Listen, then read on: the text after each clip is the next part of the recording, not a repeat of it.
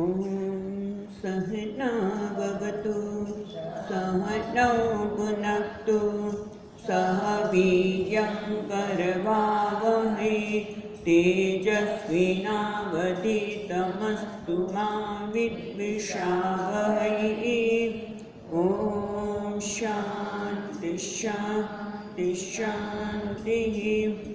ॐ पूर्णमदः पूर्णमिदं पूर्णात् पूर्णमुदच्यते पूर्णस्य पूर्णमादाय पूर्णमेवावशिष्यते। ॐ शान्ति शान्ति शान्तिः। ॐ नमो ब्रह्मादिभ्यो ब्रह्मविद्या सम्प्रदायकर्तृभ्यो वंशऋषिभ्यो महद्भ्यो नमो गुरुभ्यः। सर्वोपप्लवरहितप्रज्ञानघनप्रत्यगर्थो ब्रह्मैवाहमस्मि ब्रह्मैवाहमस्मि।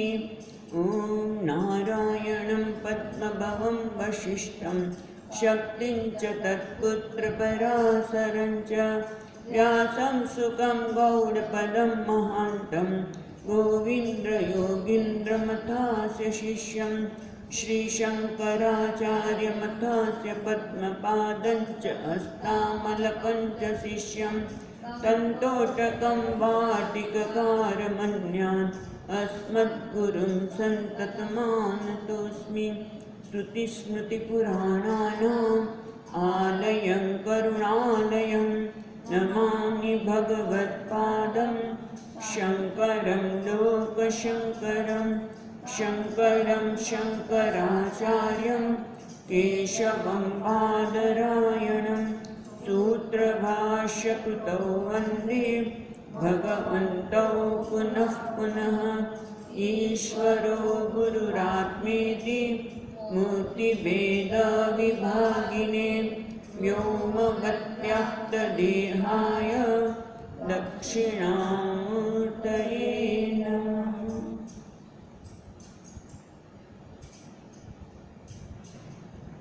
पहला मंत्र थी એ બાદ તમારા બધા મંત્રો યાદ થશે। ॐ ईशावास्यमिदगुं सर्वं यत्किञ्चित् जगत्यां जगत् तेन त्यक्तेन भुञ्जीताः मा पृथक् कस्य स्विद्दनं कुर्वन्नेवेह कर्माणि जिजीविषेच्छतगुं समाः। एवं त्वयि नान्यथेतोऽस्ति न कर्म लिप्यते नरे। असूर्यानाम ते लोकाः अन्धेन तमसा वृताः तागुंस्ते प्रेत्याभिगच्छन्ति एके चात्महनो जनाः। अनेजदेकं मनसो जवीयः नैनद्देवा आप्नुवन् पूर्वमर्षत्। तद्धावतो नान्येति तिष्ठत् तस्मिन्नपो मातरिश्वा दधाति। तदेजति तन्नेजति तद्दूरे तद्वन्तिके तदन्तरस्य सर्वस्य तदु सर्वस्यास्य बाह्यतः। सवारे આપણે આ મંત્ર જોતા હતા। તદ એજતિ તન ન એજતિ, તે જ એ જતી એટલે જે ચલિત થાય છે, જે ચાલે છે, અને પછી તરત જ માં કહે છે શ્રુતિમાં તા તન તદ ન એ જતી, તે ચલન કરતું નથી. તદ દૂરે તદ ઉ અંતિકે, તે દૂર છે અને તે સમીપ છે. તદ અંતસ્ય સર્વસ્ય, તદ અંતસ્ય સર્વસ્ય, અને તે જ અંત અસ્ય, અંતસ્ય છે ને અંત અસ્ય, અને તે જ આ અંદર છે બધાની, તે જ આ બધાની અંદર છે અને તે જ આ બધાની બહાર છે. એ તે અને આ એટલે કે આત્મ તત્વ. બરાબર છે ને? અને આપણે સવારે જોતા હતા એ પ્રમાણે શ્રુતિ કહે છે તદ એ જતી, તેમાં ચલન છે. એ કેમ થયું? કારણ કે આપણો અનુભવ છે. આપણો જે અનુભવ છે જે દ્વૈતનો, એમાં સતત આપણે જોઈએ છીએ કે ચલન થઈ રહ્યું છે, વિકાર થઈ રહ્યો છે, પરિવર્તન થઈ રહ્યું છે. અને એટલા માટે જેમ આપણે સવારે જોયું એમ બીજુંનું સ્થૂળ રૂપ એટલે આ ફરતો પંખો, એમ એક ચૈતન્ય, બીજું કોઈ જ નહીં, એમાં જ આ બધું ચલન વગેરે ભાસી રહ્યું છે. કારણ કે જે ચલન વગેરે દેખાઈ રહ્યું છે, વિકાર દેખાઈ રહ્યો છે, આ જગતમાં પરિવર્તન જણાઈ રહ્યું છે, એ ખરેખર તો કોને લીધે છે? તો કે એ ચૈતન્ય જ આ રૂપ ભાસી રહ્યું છે. કેમ? એના માટે આપણે વિચાર કર્યો હતો કે આ જગત પંચમહાભૂતનું છે, બનેલું છે. એ પંચમહાભૂતનું પૃથ્વી તત્વ લઈએ તો પૃથ્વી કોનું સ્થૂળ રૂપ છે? જળનું. જળ કોનું સ્થૂળ રૂપ છે? અગ્નિનું. અગ્નિ કોનું સ્થૂળ રૂપ છે? વાયુનું. અને વાયુ આકાશનું સ્થૂળ રૂપ છે. અને આકાશ છે કોને? પ્રકૃતિ. અને પ્રકૃતિ પણ ચૈતન્યનું. એ ટૂંકમાં આ ચૈતન્ય જ આ જે કંઈ દેખાય છે ચલન એના લીધે છે. અને ખરેખર તરત જ સુધી કહે છે કે એ ન એ જતી, ખરેખર ચૈતન્યમાં કોઈ પ્રકારનું ચલન નથી. એ તો સ્થિર છે. જે ચલન છે કોના લીધે છે? મનના લીધે. મન જ કલ્પના કરી રહ્યું છે કે આ જુદું અને હું છું. જેમ સ્વપ્નમાં મન જ અનુભવ કરનાર પણ મન અને અનુભવના વિષયો પણ મન જ બની જાય છે. એ જ રીતે આ જાગ્રત જગતની અંદર પણ આમ ખરેખર જોવા જઈએ તો મન જ કલ્પના કરે છે. કારણ કે સુષુપ્તિમાં મન નથી, ત્યાં કોઈ કલ્પના નથી. પણ એક વસ્તુની નોંધ કરવા જેવી છે કે જ્યારે મન કલ્પના કરે છે ત્યારે પણ ત્યાં ચૈતન્ય તો છે જ. કારણ કે કલ્પના થઈ રહી છે એવું ભાન થાય છે કે કેના લીધે છે? એ ચૈતન્ય લીધે જ છે, એ આત્મતત્વને લીધે જ છે. એટલા માટે કે જ્યાં અલંકાર દેખાય છે ત્યાં જ સુવર્ણ છે. સુવર્ણ કે દૂર નથી જોવા જવાનું, ત્યાં જ જોવાનું છે. એટલે તદ ન એ જતી, એટલે કે તેમાં કોઈ પણ પ્રકારનું ચલન નથી. પણ આપણને એ દેખાતો નથી, કારણ કે આપણને અદ્વૈતને સત્યતા આપી છે. આ વ્યવહારને એટલી બધી સત્યતા આપી છે કે આપણું ધ્યાન એક અદ્વિતીય તત્વ તરફ જતું નથી. અને એટલા માટે શાસ્ત્રો આપણને વારંવાર શ્રુતિ જુદી જુદી રીતે આપણને સતત કહ્યા કરે છે કે આત્મ તત્વ આ છે. તો એનું જ્ઞાન પ્રાપ્ત કરે. એટલે કે છે તદ દૂરે તદંતિકે, એ દૂર પણ છે અને સમીપ પણ છે. દૂર કોના માટે છે? જેને જ્ઞાન નથી એના માટે. જ્યાં સુધી મને દસમાનું જ્ઞાન નથી ત્યાં સુધી દસમા મારાથી ખૂબ દૂર છે. અને કદાચ હજારો ને કરોડો વર્ષ સુધી જન્મ લીધા જ કરું અને એને શોધવા પ્રયત્ન કરું તો પણ ક્યારે દસમો મળવાનો નથી. કારણ કે અજ્ઞાનને લીધે અંતર થયું છે. કંઠી ગળામાં જ છે અને હું શોધ્યા જ કરું, ગમે તેટલું શોધું તો મળવાની નથી. કારણ કે અજ્ઞાનના લીધે મારાથી દૂર છે. અને એટલા માટે છે તદ દૂરે તદ અંતિકે ચ. પણ જેને જ્ઞાન છે એના માટે કોણ છે? નજીકમાં નજીક. અને નજીકમાં નજીક કોણ છું? હું. સૌથી નજીક કોણ છે? હું છું. અને એ હું જ ચેતન, જે એક અદ્વિતીય તત્વ છે એ છે. જગતનું સાર તત્વ પણ એ છે અને અહંકારનું પણ સાર તત્વ એ જ છે. વારંવાર બસ આપણે આ જ જોઈએ છે કે અંદર પછી શું કહે છે? તદંતિકે તદ તસ તદંતરસ્ય સર્ગસ્ય તદુસર્ગસ્ય બાહ્યતઃ. આ મંત્ર પાકું થઈ ગયું તો વાંધો ન આવે. એટલે તે જ બધાની અંદર છે. એટલે અંદર એટલે શું? આપણે એની પણ ઘણી બધી જુદી જુદી દ્રષ્ટિકોણથી એ અંદર છે આપણે જોઈએ. અંદર છે એટલે કે જે સાર તત્વ છે, જે એનો આત્મા છે, અને એટલા માટે એને અંદર કહ્યું. આ અહંકારનો પણ આત્મા કોણ છે? સત ચિત આનંદ. અહંકારને સત્તા આપનાર પણ એ છે, એને ભાન, અહંકારનું ભાન થાય છે અને પ્રિય છે. એટલે અહંકારનો પણ આત્મા એ જ છે. અને બીજો અંદરનો અર્થ આપણે એ જોયો હતો, જે સૂક્ષ્મ છે, જે નિયામક છે, એને પણ અંદર એવું કહેવામાં આવે છે. અને એટલે જગતના સંદર્ભમાં ઇન્દ્રિયો સૂક્ષ્મ છે, ઇન્દ્રિયોના સંદર્ભમાં મન સૂક્ષ્મ છે, મનના સંદર્ભમાં, કારણ કે મનના ઉઠતા સંકલ્પો વિકલ્પો પણ કોને આધારે છે? બુદ્ધિને આધારે. બુદ્ધિના નિર્ણય આધારે જ આપણે સંકલ્પ વિકલ્પ કરીએ છીએ.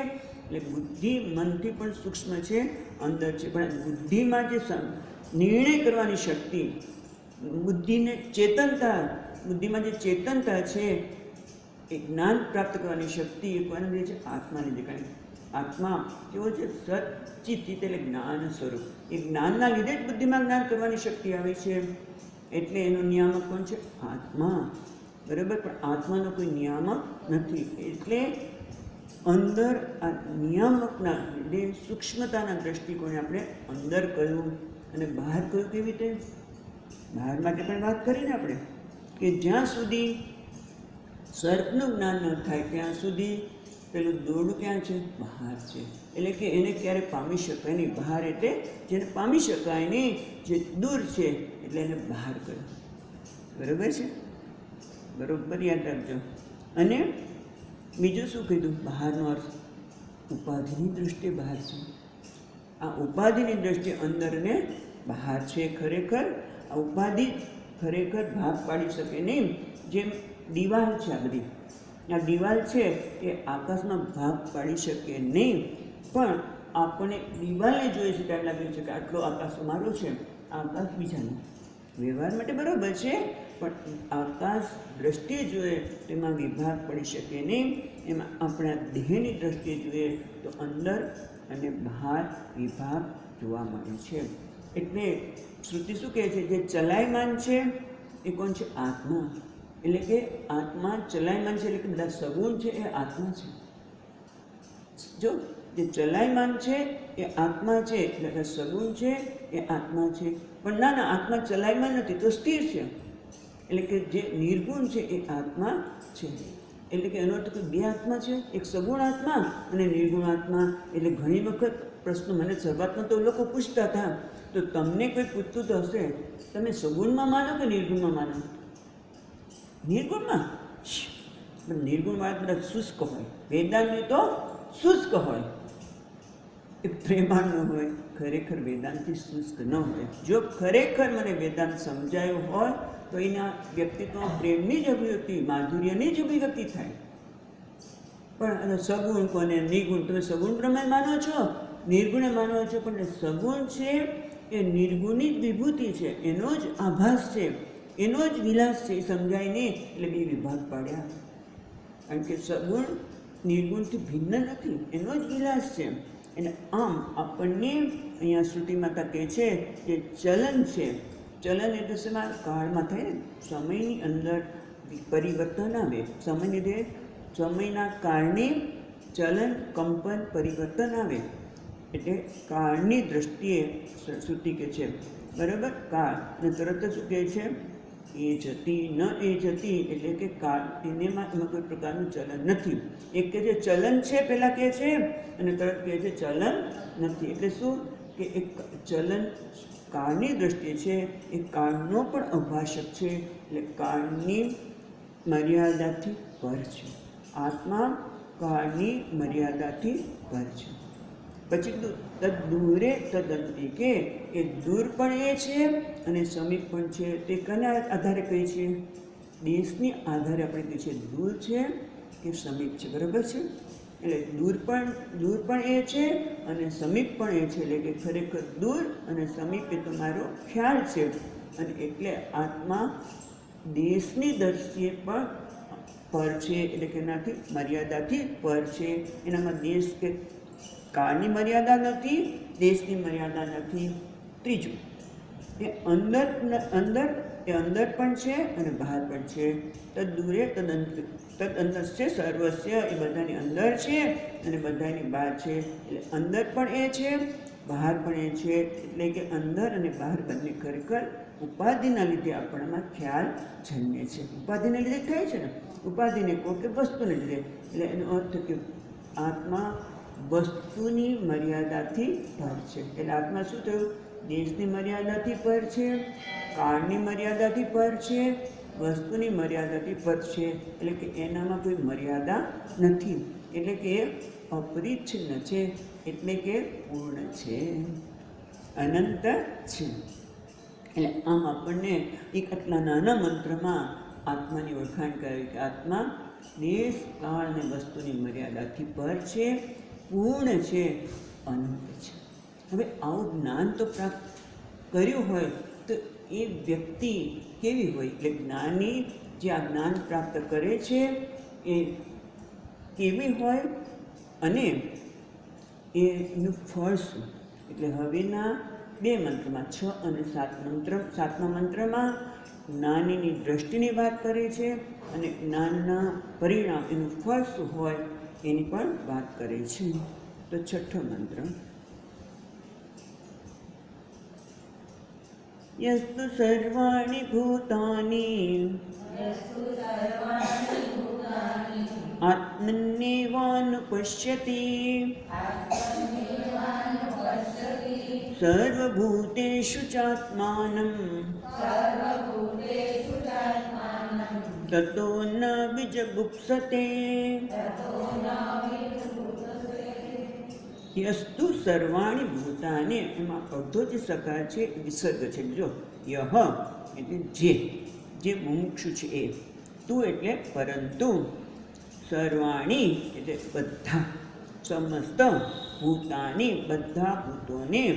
પછી જો અહીંયા પણ સંધિ છે એટલે સર્વાણી ભૂતાની, ન્યા છે ને એની સંધિથી ભૂતાની આત્મની એવ અનુપશ્યતિ, એ બધા ભૂતોને આત્મની એટલે આત્મામાં, એવ એટલે જ અનુપશ્યતિ જોવે છે. પછી બીજી લીટીમાં કહે છે સર્વભૂતેષુ ચાત્માનમ અનુપશ્યતિ, ઉમેરવું પડે, ત્યાં પણ અનુપશ્યતિ લેવું જ પડે. એટલે સર્વભૂતેષુ બધા પ્રાણી માત્રમાં, એટલે વળી બધા પ્રાણી માત્રમાં આત્માને જુએ છે. અનુપશ્યતિ, એના પરિણામે શું થાય છે? જ્ઞાનનું શું ફળ છે? તતો ન વિજગુપ્સતે, અને એના લીધે, તેના કારણે એ કોઈને ઘૃણા કરતો નથી, કોઈનો તિરસ્કાર કરતો નથી. તો એ શુષ્ક કેવી રીતે હોઈ શકે? હમણાં વાત કરીને એ ઘણા એવું માને છે કે વેદાંતિ તો શુષ્ક છે, વેદાંત શુષ્ક છે. તત્વો ન વિજગુપ્સતે, એ તો કોઈની ઘૃણા કરતો નથી, કોઈનો તિરસ્કાર કરતો નથી. બહુ સુંદર મંત્ર છે. એક એક શબ્દને આપણે જોઈએ. પહેલાં તો યહ તું સર્વાણી ભૂતાનીમાં તું એટલે પરંતુ, પરંતુ એટલે વિલક્ષણ, જે કોઈ બીજું છે એના કરતાં વિલક્ષણ છે, એના કરતાં જુદું છે. કોનાથી જુદું છે? તો કે જે ત્રીજા મંત્રમાં વાત કરી કે જે આસુરી સંપત્તિ ધરાવે છે એના કરતાં આ વિલક્ષણ છે. તું એટલે પરંતુ એટલે આના કરતાં જુદો છે. કઈ રીતે જુદો છે?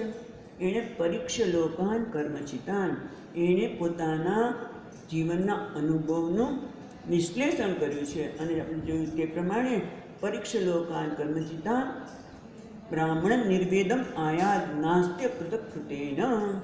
એ વ્યક્તિએ પરીક્ષા કરીને જોયું છે કે મારે જે જીવનમાં જોઈએ છે એ આ સંસ્થાના વિષયો આપી શકે નથી. એટલે કે એનામાં હવે ભોગ, સંસારના વિષયો, જગતના પદાર્થો કે વ્યક્તિઓ ભોગની ઈચ્છા જન્માવતા નથી. કારણ કે એનામાં વિવેક ઉત્પન્ન થયો છે કે ખરેખર આ જીવનની સમસ્યાનું કારણ કોણ છે? તો કે અજ્ઞાન. વ્યક્તિ નહીં, પરિસ્થિતિ નહીં, પણ કોણ છે? અજ્ઞાન. આ બહુ મોટી વસ્તુ છે. અજ્ઞાન છે એટલે હવે એને સમજાય છે કે કાંઈક પ્રાપ્ત કરવાથી કે કાંઈક બનવાથી, કંઈક હું પ્રાપ્ત કરી લઉં, કંઈક બની જાઉં તો મારા જીવનને ધન્ય બનાવીશ, સફળ બનાવીશ, એવું નથી. કારણ કે બધું જ સમસ્યાનું મૂળ અજ્ઞાન છે. એટલે કે આવી વ્યક્તિ છે એને કહેવામાં આવે છે તું તે. એટલે પરંતુ આવી આ જે છે એ વિલક્ષણ છે. કોણ? આ બધા કરતાં વિલક્ષણ છે. જે આ પ્રકારનો વિવેક જાણમાં આવ્યો છે. કારણ કે જગતમાં બે પ્રકારના વ્યક્તિ છે, એ ભોગી અને બીજો યોગી.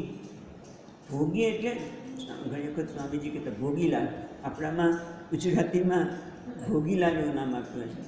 ભોગી એટલે કે જેનો સમજ એ છે કે આ જગત મને સુખી કરી દેશે, એટલે સુખની ઈચ્છા એ જગત પાસે કરે છે અને એટલા માટે એ સતત ધર્મ, અર્થ અને કામ દ્વારા, જો આ ભોગીલાલ સામાન્ય વ્યક્તિ નથી, એ જગતના પદાર્થોમાં સુખી છે, પણ કેવી રીતે ધર્મ, અર્થ અને કામ દ્વારા એ સતત પ્રવૃત્ત છે. શેના માટે? પૂર્ણતા માટે. એ પૂર્ણતા ઝંખી રહ્યો છે. ધર્મ, અર્થ અને કામ દ્વારા આપણે દરેક પ્રવૃત્તિમાંથી આપણે પૂર્ણતા જ ઈચ્છીએ છીએ. એ ચર્ચા આપણે આગળ કરી ગયા છીએ. એટલે જગતમાંથી પૂર્ણતા ઈચ્છે છે. અને યોગી શું કહે છે કે હું અંદરથી કંઈક એવો અનુભવ કરીને પૂર્ણ બની જાઉં. એટલે એક આત્માને પ્રાપ્ત કરવા માટે, પૂર્ણતાને પ્રાપ્ત કરવા માટે બહારમાંથી રહ્યો છે, બીજો અંદરમાંથી રહ્યો છે યોગી, કંઈક આંતરિક અનુભવ કરવા માટે. એટલે આ ખરેખર આત્મા બહાર પણ નથી, આંતરિક અનુભવમાં નથી અને ખરેખર બંનેમાં છે. પરંતુ એટલાથી મર્યાદિત નથી, ફક્ત એટલાથી એ મર્યાદિત નથી. એટલે યહ એટલે કે જે કોઈ વ્યક્તિ છે એની વાત છે, શ્રુતિ કહે છે કે યહ એટલે કે આ વ્યક્તિ યોગી પણ નથી, ભોગી પણ નથી, પણ કેવો છે એ ખરેખર તો કહી શકીએ તો એ પોતે મુમુક્ષુમાંથી જિજ્ઞાસુ બન્યો છે. બહુ મોટી વસ્તુ છે. મુમુક્ષુ તો બધાય છે, મોક્ષ તો બધાને જોઈએ છે, મુક્તિ તો બધાને જોઈએ છે. એટલા માટે તો અપૂર્ણમાંથી મુક્ત થવા માટે જગતના પદાર્થોમાં જ શોધ કર્યો છે અને પહેલો આંતરિક અનુભવમાં કર્યો છે. પણ આ કેવો બન્યો છે? મુમુક્ષુમાંથી જિજ્ઞાસુ. જિજ્ઞાસુ એટલે જાણવાની ઈચ્છા.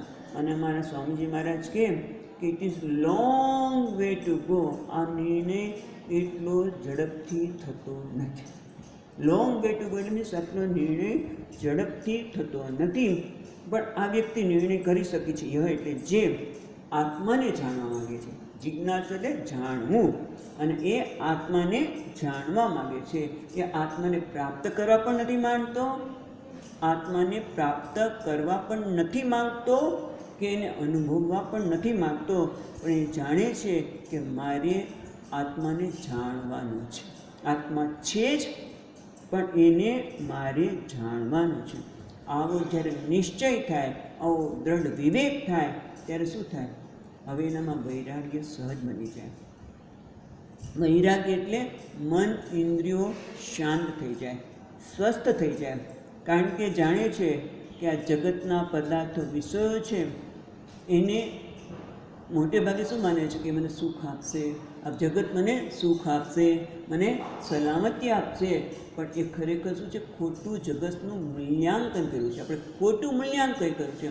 તમે જો પહેલાં હું નક્કી કરું છું કે આ મને સુખી કરશે, હું એમ નક્કી કરું છું કે આ વ્યક્તિ મને સુખી કરશે, આ મને સલામતી આપશે, અને પછી ન આપે એટલે દુઃખી છું. એટલે મૂલ્યાંકન જ ખોટું કર્યું છે. જગત મને સુખ આપશે, મને સલામતી આપશે, એ મૂલ્યાંકન ખોટું કર્યું છે. અને આ વ્યક્તિ કોણ છે? જેને સાચું મૂલ્યાંકન કર્યું છે.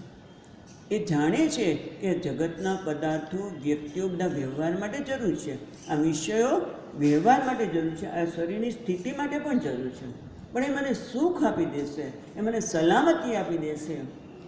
એ હવે એને ખબર છે કે જગતના પદાર્થો મને સુખ પણ નથી આપવાના કે સલામતી પણ નથી આપવાના.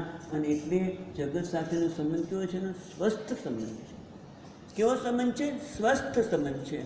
એટલે કે એનામાં રાગ પણ નથી કે દ્વેષ પણ નથી. અને જ્યાં રાગ અને દ્વેષ ન હોય ત્યાં મન કેવું હોય? શાંત, સહજ રીતે શાંત થઈ જાય, ઇન્દ્રિયો પણ શાંત થઈ જાય. પછી ઇન્દ્રિયો દોડવાની નથી. કંઈક જોયું નથી કે લઈ આવું, આ લઈ લો, એવું નથી. હા, જરૂર શરીર માટે જરૂર છે તો લો, કંઈ વાંધો નથી. પણ હવે મને સુખ આપે છે માટે દોડું છું, સલામતી આપે છે માટે દોડું છું, એવું એનામાં રહ્યું નથી. એટલે કે એનું મન અને ઇન્દ્રિયો એની આપોઆપ શાંત થઈ ગઈ છે. અને એવા સાધનના સંપન્ન અધિકારી માટે યહ વાપર્યું. અને તું એટલે આ સાધન સંપત્તિ અધિકારી પેલા બધા કરતાં વિલક્ષણ છે એટલા માટેનો તું અર્થ વાપર્યો.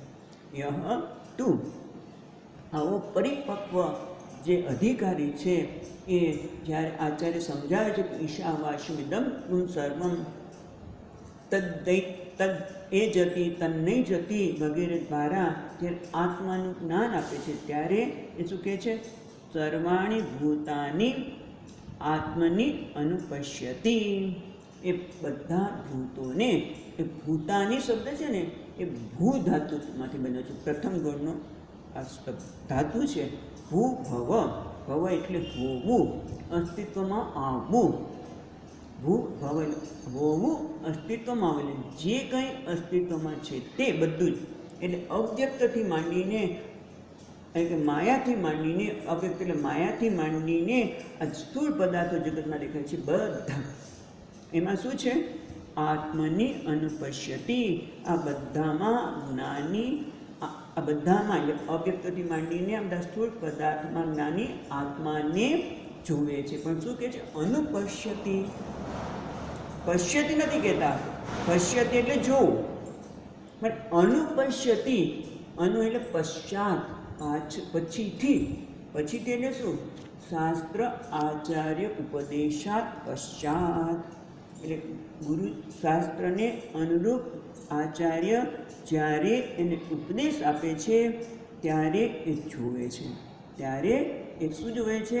આ બધા ભૂતોને આત્મામાં જુએ છે. જુએ છે એટલે આંખથી નહીં, જુએ છે એટલે આંખથી નથી જોતો, પણ કઈ દ્રષ્ટિ? બુદ્ધિની આંખથી જુએ છે. એટલે એનું દર્શન કેનું છે? બુદ્ધિનું દર્શન છે. આંખથી તો વિદ્વાન પણ બીજાની જેમ જ જુએ છે. એને પણ બધા જુદા દેખાય છે. એમ જ્ઞાન થાય એટલે ઉલટ ભયે મોરે નયન કી, મને લાગી લટટ ગુરુ ચરણ કી. એટલે આંખ ઉલટી નથી જતી, પણ બુદ્ધિનું એનું દર્શન છે. વિદ્વાનને પણ આ જગતમાં વિવિધતા જણાય છે.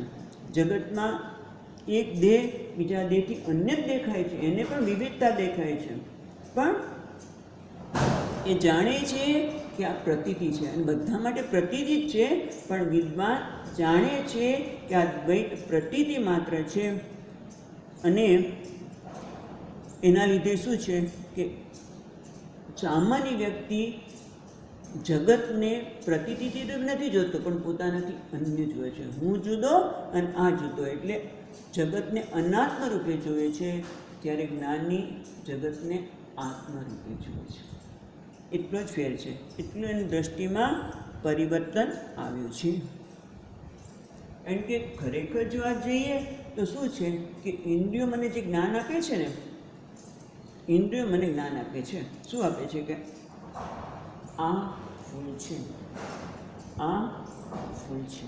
પણ મારી બુદ્ધિ નક્કી કરે આ સુગંધી ફૂલ છે, આ સારું છે, આ તો નકલી નથી. જો એમની બુદ્ધિએ નક્કી કર્યું કે આ નકલી છે નહીં. જો આ જ હકીકત છે. આ જ હકીકત છે કે આપણી બુદ્ધિ સિક્કો માર્યા વગર કશું જોઈ શકતી જ નથી. બધાના આ જ છે. આપણે તમે કોઈ પણ વસ્તુને જુઓ ને એટલે બુદ્ધિ શું કરે છે? સિક્કો મારે છે. સારું છે, ખરાબ છે, અસલી છે, નકલી છે. એટલે બુદ્ધિએ, ઇન્દ્રિય મને જ્ઞાન આપ્યું આ ફૂલ છે. ઇન્દ્રિય બતાવ્યું કે આ બીજું ફૂલ છે, આ સફેદ ફૂલ છે, આ સફેદ ફૂલ છે. પણ બીજી ઇન્દ્રિય કહ્યું કે સુગંધી છે, આ સુગંધી નથી. એટલે સુગંધી છે મારા માટે સારું છે અને આ ખરાબ છે. ખ્યાલ આવ્યો? એટલે બુદ્ધિ નિર્ણય કરે છે બુદ્ધિનો સ્વભાવ જ એવો છે કે વસ્તુ જોવે એટલે તરત જ નિર્ણય થઈ જાય. પણ બુદ્ધિને એ જ્ઞાન નથી કે હું જે નિર્ણય લઉં છું એ ખરેખર અજ્ઞાનમાંથી લેવાઈ રહ્યો છે. કારણ કે આ વાસ્તવિક અહંકાર એ પણ ખરેખર બુદ્ધિ અને અહંકાર જુદા નથી, પણ એ આત્માને જાણતો નથી. એટલે અહંકાર જ આત્મા છે એવું માનીને બુદ્ધિ, કારણ કે બુદ્ધિમાં નિર્ણય કેમ આવ્યો? કારણ કે પોતે ચેતન છે એટલે એમ નિર્ણય કે જે ચેતન હોય એ જ આત્મા હોય એવો સ્વાભાવિક નિર્ણય છે. અને ખરેખર એને ખબર નથી કે આ ચેતન જે બુદ્ધિમાં છે, મારામાં રહેલી ચેતનતા, શરીરમાં રહેલી ચેતનતા, ઇન્દ્રિયોમાં રહેલી ચેતનતા તો ઉછીની લીધેલી છે, આત્મા પાસેથી લીધેલી છે. એ ખ્યાલ ન હોવાને લીધે પોતે દેહ, મન અને ઇન્દ્રિયને જ આત્મા માને. કારણ કે અને બુદ્ધિને ક્યારે વિચાર આવ્યો છે? ક્યારે આપણે આટલું સાંભળીએ છીએ પણ એ નિર્ણય આપણે થઈ શકતો નથી, વિચાર જ નથી આવતો, એના આપણી પાસે સમય જ નથી.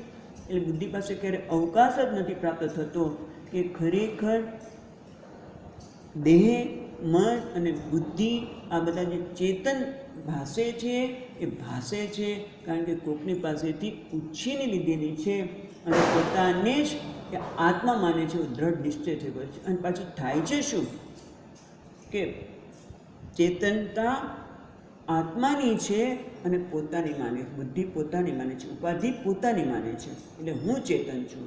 અને બીજી સમસ્યા એ થાય છે કે બુદ્ધિ નિર્ણય કરે છે, આ બધું જ વિચાર નથી, વિવેક નથી, માટે શાસ્ત્રનો અનુગ્રહ નથી મળ્યો કદાચ માટે. અને એટલે બુદ્ધિ શું કહે છે કે આ ઉપાધિની જે મર્યાદા છે એ આત્મા ઉપર આરોપિત કરી દે છે.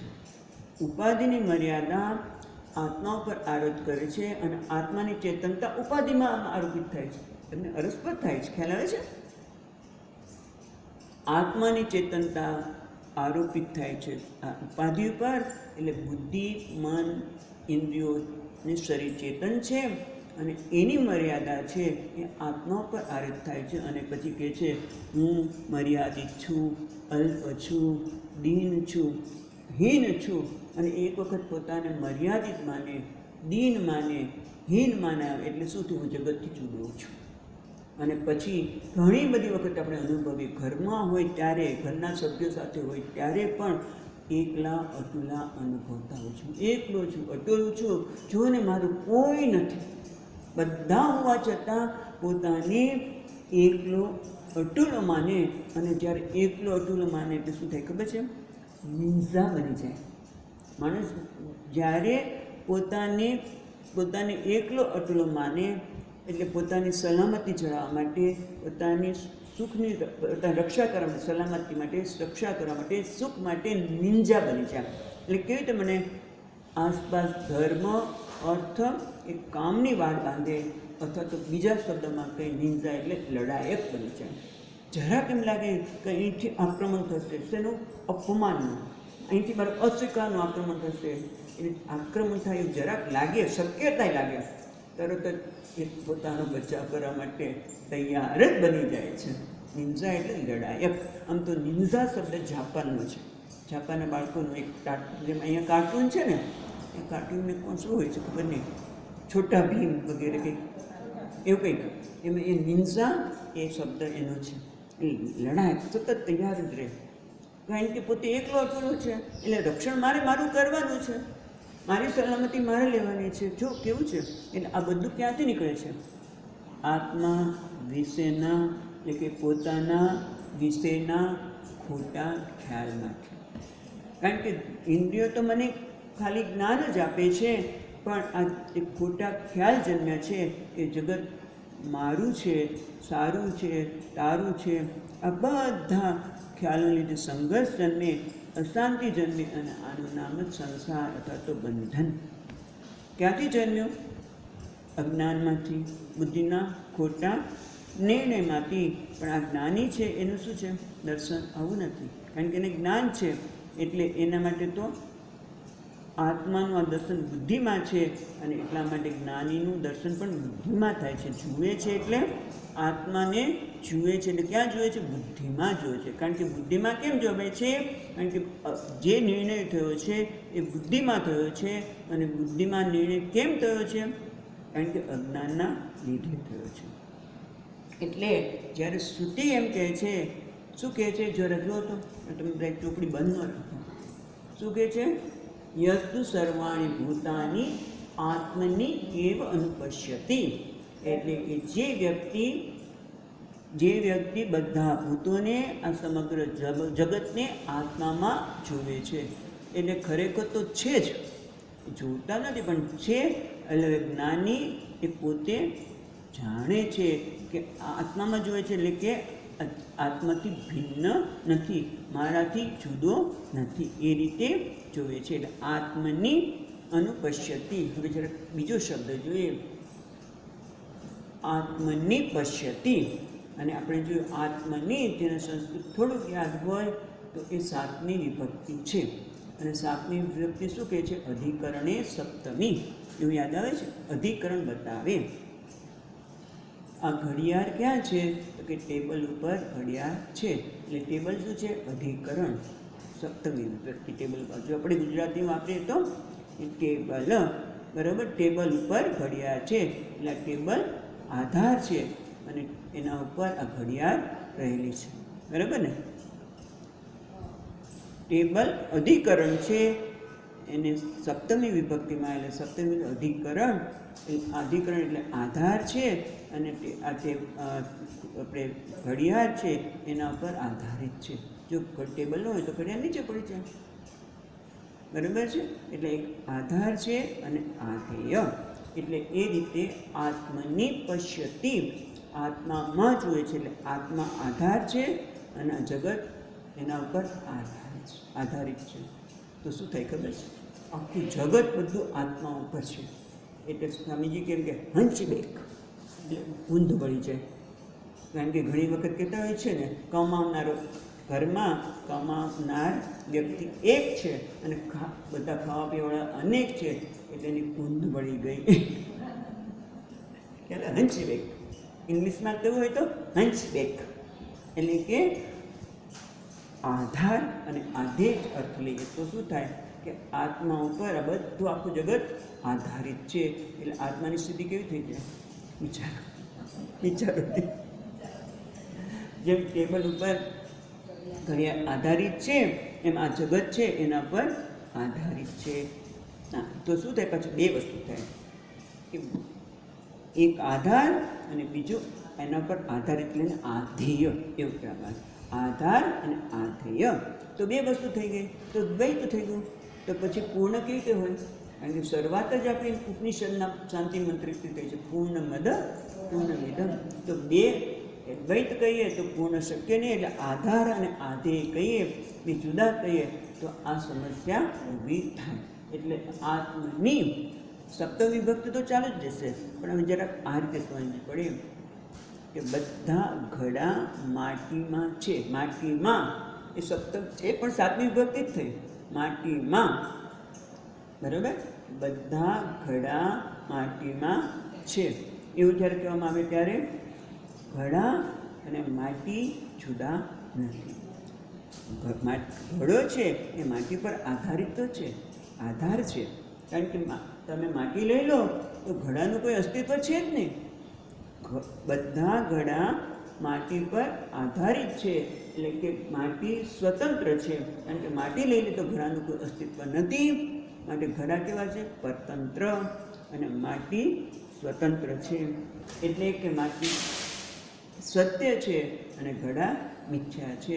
એટલે કે મિથ્યા સત્ય વગર રહી શકે નહીં, એવું થયું ને?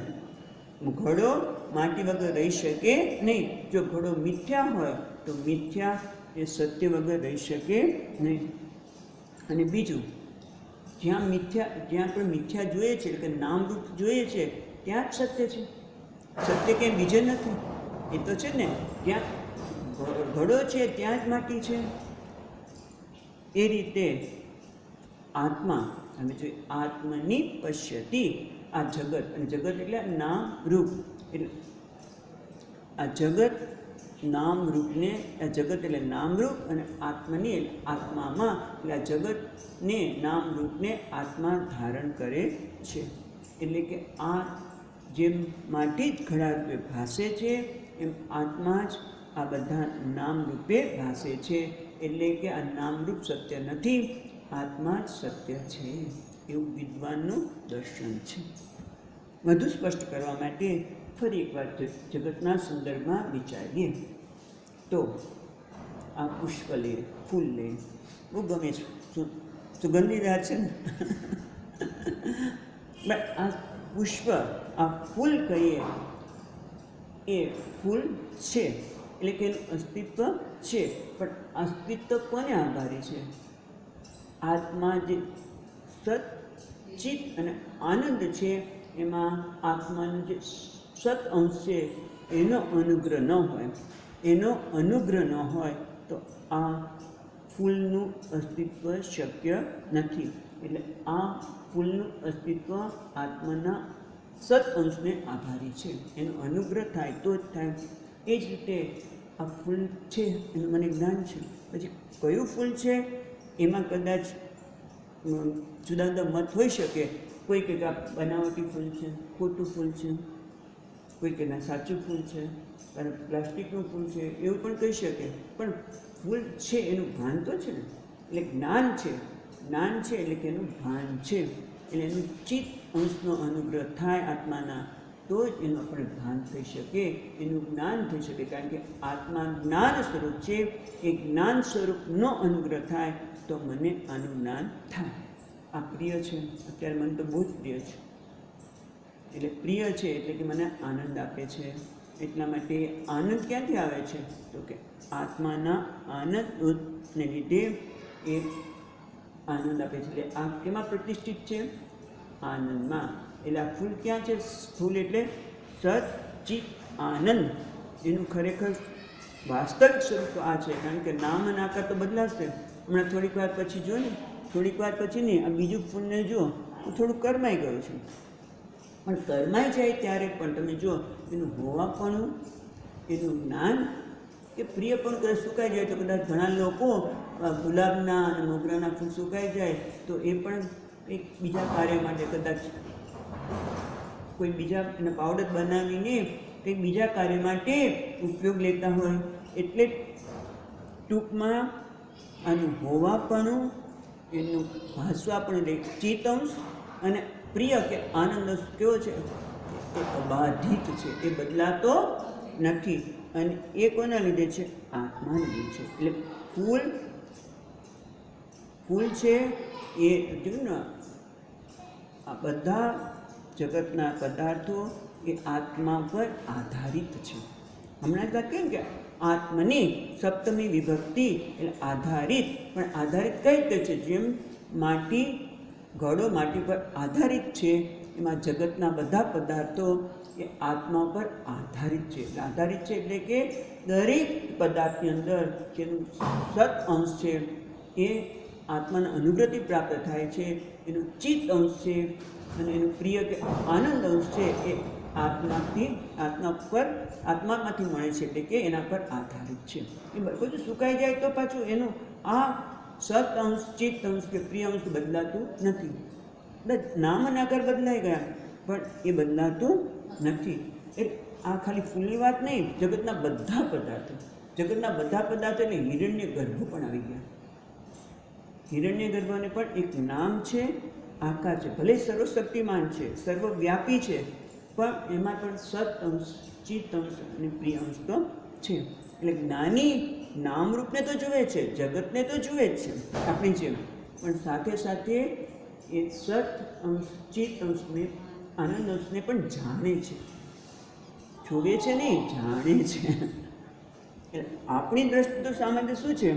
આપણે જ્યાં આપણે વાત કરીને કે જ્યાં નામરૂપ છે ત્યાં જ આ સત, ચિત્ત અને આનંદ અંશ છે. પણ મુશ્કેલી આપણી ત્યાં છે, સામાન્ય માણસની મુશ્કેલી ત્યાં છે કે એની નામ અને રૂપમાં એટલી બધી આસક્તિ થઈ ગઈ છે, એમાં એટલો બધો અટવાઈ ગયો છે કે સચ્ચિત ને આનંદ અંશ ત્યાં છે જ, પણ એના તરફ ધ્યાન જતું નથી. છે તો ખરું પણ એ ધ્યાનમાં આવતું નથી. કારણ કે જ્ઞાન કેમ નથી થતું? કારણ કે બુદ્ધિએ નિર્ણય કરી લીધો છે. બુદ્ધિમાં, કારણ કે બુદ્ધિમાં એટલો નિર્ણય એટલો બધો દૃઢ થઈ ગયો છે કે એને નામરૂપ સિવાય ક્યાંય દ્રષ્ટિ જતી જ નથી. મતલબ જ્ઞાની નામરૂપને તો જુએ જ છે, પણ સાથે સાથે આને જાણે છે. અને આપણે આ જ્ઞાન વગર તો દેખાવાનું નથી. સચ્ચિત આનંદ અંશ છે એનો કોઈ અનુભવ નથી થવાનો, બરાબર? એને કંઈ મેળવવાનું નથી, પ્રાપ્ત કરવાનું નથી, પણ ફક્ત શું છે, જ્ઞાનની જ આવશ્યકતા છે કે આ દરેક પદાર્થને, તો જગતના દરેક પદાર્થની અંદર આ અંશ રહેલો છે, પણ એની આપણે ક્યારેય નોંધ લેતા નથી. કેમ નથી લેતા? કારણ કે આપણી દ્રષ્ટિ આ ક્યાં છે? નામ અને રૂપમાં છે. આ ઘડાને જ્યારે જોઈએ છે ત્યારે ક્યારેય માટીની નોંધ લેતા નથી. માટીનો સ્પર્શ કરીએ જ છે, એની સાથે એ માટીને લીધે જ આ બધું થઈ રહ્યું છે, પણ એ માટીની નોંધ લેવામાં આવતી નથી. કારણ કે એની અનેક પ્રકારના ઘડા હોય તો એમાં મારું ધ્યાન છે, પણ એ ધ્યાનના લીધે નામરૂપમાં ધ્યાન છે, પણ એમાં માટીમાં છે નહીં. પણ જો મારી દૃષ્ટિ માટીમાં જાય તો પછી મને કોઈ ઊંચો નીચો, સારો ખરાબ એ દેખાય જ નહીં. ઘણી વખત તો પછી આપણે સાધના કરતા હોય ને ત્યારે પણ આમ વાત તો બધી કરી, પણ છતાં સ્વામીજી કે આઈ એમ બેટર ધેન થાવ, હું આના કરતાં કંઈક ઊંચી સાધના કરું છું, એટલે ઊંચો છું, નીચો છું, સારો છું, ખરાબ છું, એવું કંઈ જ આવે નહીં. ક્યારે? જ્યારે મારી દૃષ્ટિ માટી પર હોય ત્યારે. પછી ઘણા સારો છે, ખરાબ છે એ જ દૃષ્ટિનો આવે. એમ આ જ્ઞાની પણ અનુપશ્યતી. ઇન્દ્રિયો તો એને પ્રતીતિ કરાવે છે દ્વૈતની, પણ હવે એ દ્વૈતમાં એને સારાપણું, ખરાબપણું, ઊંચું નીચું એવું કશું જ દેખાતું નથી. કારણ કે દેખાય છે શું? બુદ્ધિમાં દર્શન બધું જગત આ જુદો, આ જુદો, આ જુદો બધું દેખાય છે ખરું, પણ નિર્ણય બુદ્ધિમાં કોનો થાય છે? સારા ખરાબનો નહીં, પણ સચ્ચિત અંશનો જ એનો નોંધ લે છે. અને આપણી બુદ્ધિમાં એ નિર્ણય નથી લેવાતો. એનું કારણ આપણી બુદ્ધિમાં આત્મા વિશેનો ખ્યાલ છે એ કેવો છે? ભૂલ ભરેલો છે. કારણ કે બુદ્ધિને એક જ છે કે જે દેખાય સાચું. બુદ્ધિમાં આ નિર્ણય ભૂલ ભરેલો એટલા માટે છે કે અજ્ઞાનના લીધે જે દેખાય છે એ સાચું, અને દેખાય એટલે કે જે ચેતન છે એ સાચું, એ આત્મા. જે ચેતન છે એ આત્મા. જો વિચારો, આપણે ચેતને જ આત્મા માનીએ છીએ ને, પણ એ પાછું આપણે માનીએ છીએ ને અનાદિકાળથી આપણે એક જ માનીએ છીએ કે જે દેખાય છે અને જે ચેતન છે એ આત્મા છે, એ જ સત્ય છે. પણ આપણે એ ક્યારેય વિચાર આવતો નથી કે આ દેહ, મન, ઇન્દ્રિય, ચેતન દેખાય છે, પણ એ ચેતનતા એને લીધે નથી, પણ આત્માના લીધે છે. એટલે ખરેખર હું કોણ છું? હુંની અંદર આપણે ઇન્દ્રિય, મન અને બુદ્ધિને હું કહું છું, પણ ખરેખર આપણે જોવા જઈએ તો હું છું. હું છું. અહમ અસ્મિ સદા ભામી. એટલે પહેલાં તો હું છું, હું કાયમ રહેવાનો છું. એ જે છે હું છું એટલે અસ્તિત્વ, અને અસ્તિત્વ હંમેશા રહે છે. એ કોના લીધે છે? આત્માના સત અંશને લીધે છે. મને ભાન છે એટલે કે હું ચેતન છું એનું આત્માના ચિત્ત અંશને લીધે છે. અને જ્યારે સૂઈ જાય ને ત્યારે આપણે ખબર પડે કે કશું જ નથી છતાં આનંદ છે. એ આનંદ કોના લીધે છે? આત્માના આનંદ અંશને લીધે. એટલે હું પણ જગતમાં જે સચ્ચિત આનંદ છે ને એ હુંમાં પણ એક સચ્ચિત આનંદ છે. બરાબર છે? એટલું આપણે જો સ્વીકારીએ તો શું થાય? હું ગમે તેવો હોઉં, પછી જો હું સચ્ચિત આનંદ એ મારું સત્ય હોય, હું એ હોઉં, તો પછી મને લોકો એમ કે તમે ગમે તે હોય, લોકો ગમે તે કે સારું ખરાબ જે માનતા હોય, પણ મને તો ખરેખર પ્રેમ કોના માટે છે? અસ્તિત્વ માટે છે, ચેતન માટે છે. અને આપણે કીધું જેના માટે મને પ્રેમ હોય, જેના માટે મને આકર્ષણ હોય એ જ મારું સ્વરૂપ છે. મને મારા સ્વરૂપ માટે જ પ્રેમ છે. અને મારું સ્વરૂપ શું કહ્યું છે? સચ્ચિત આનંદ. એ પણ અબાધિત છે. જેમ આ જગતના પદાર્થો એટલે પુષ્પમાં પણ અબાધિત છે. સચ્ચિત આનંદ એ મારા પણ સચ્ચિત આનંદ છે. અને સચ્ચિત આનંદ કેવું છે? કયા આકાર છે? એને હુંનો આકાર શું? તો કે આકાર હુંનો કયો છે? હુંને આકાર કયો? હું છું એટલે આકાર કયો બેન? હુંનો કોઈ આકાર જ નથી. હું છું ને ખાલી હું. પછી હું સારો છું, ખરાબ છું, ઊંચો છું, નીચો છું, એને કોઈ આકાર છે? પણ હું છું, હું ભાસું છું, હું પ્રિય છું, એને ખરેખર કોઈ આકાર નથી. નિરાકાર છે, એ જ હું છું. એટલે આમ હું વિશેનું સત્ય અને જગત વિશેનું સત્ય શું છે? ખરેખર એક જ છે. પણ એ બુદ્ધિ તો નામરૂપને એટલી બધી સત્યતા આપે છે એટલે દેખાતું નથી. પણ એ જ્ઞાની છે એટલે હવે એને સમજાઈ ગયું છે. એટલા માટે એ સત્યતા નામરૂપને આપતો નથી, જગતને આપતો નથી, દ્વૈતને આપતો નથી. અને એટલા માટે એ શું જોવે છે? જગત જોવે છે ત્યારે પણ આત્માને જોવે છે. કેવી રીતે? પોતાનાથી અભિન્ન. આ જગતથી અભિન્ન એટલે કે આત્મા સત્ય છે એ રીતે એ જોવે છે. એટલે યહ તુ સર્વાણી ભૂતાની આત્મની એવ અનુપશ્યતિ. એટલે કે જે આ બધાને જોવે છે ત્યારે પણ એ આત્માથી અભિન્ન જોવે છે. અને એ ક્યારે જોઈ શકે?